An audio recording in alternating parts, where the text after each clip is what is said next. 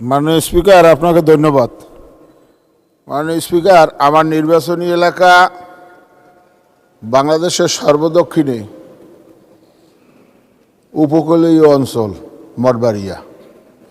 এখানে গত স্বৈরাচারী সরকারের আমলে একটি টেকনিক্যাল কলেজ ও স্কুল এর অনুমোদন দেওয়া হয় এবং অন্তর্বর্তীকালীন সরকারের সময় এই প্রকল্পের টেন্ডার হয়।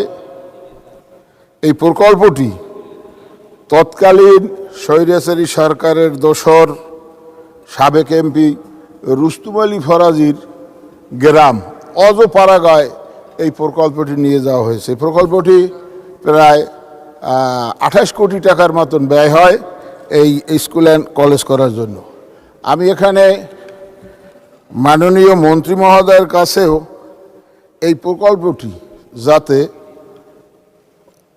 উপজেলা এবং ইউনিয়ন সড়কের পাশে অথবা উপজেলা হেডকোয়ার্টারের কাছাকাছি যাতে এইটা নির্মাণ করা হয় এবং সাইট পরিবেশ স্থানান্তর করা হয়, এজন্য মাননীয় মন্ত্রী মহোদয়ের কাছে আমি অলরেডি একটা ডিউ লেটারও দিছি। আপনার মাধ্যমে এই কারিগরি যে স্কুল অ্যান্ড কলেজ এইটা যাতে